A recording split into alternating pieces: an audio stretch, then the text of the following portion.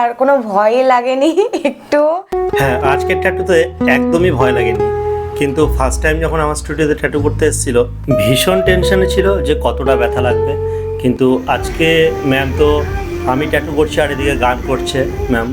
কাস্টমারের গায়ে কাজ করতে করতে একটা জিনিস নোট করেছি, কাস্টমারের যদি মাইন্ডটা অন্যদিকে রাখে হয়তো তাদের পেনটা একটু হলেও কম ফিল করে। ছোট্টবেলায় একটু দুষ্টুমি করতে গিয়ে হাতটা কোনোভাবে পুড়ে যায়, সেই দাগটাই ঢাকার জন্য আজকে এই ট্যাটুটা করা। আমি আজকে কিছু বলবো না, সম্পূর্ণ আপনি বলবেন কাজ কেমন লাগবে, শুধু সেটুকু জিজ্ঞাসা করো, বাদ বাকি আপনার উপর বলুন। এর আগে 2024-এ দাদা যখন প্রথম স্টুডিও খোলে তখন ফার্স্ট ট্যাটু করাই দাদার কাছে। সবার এত পছন্দ হয়েছে যে ভীষণ ইচ্ছে ছিল যে সেকেন্ড টাইম আমি ট্যাটু করাবো তোমার কাছে।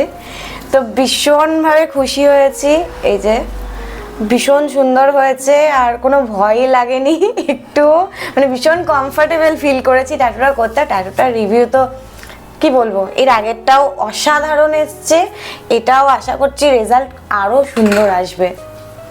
থ্যাংক ইউ ম্যাডাম, এত সুন্দর দ্বিতীয়বার আসার জন্য ভীষণভাবে খুশি আমি। ঠিক আছে, নেক্সট টাইম আবার আশা করব। আমি ভীষণ স্যাটিসফাইড, একদম একদম একদম। ধন্যবাদ। আমি আশা করব আবার ট্যাটু করানোর।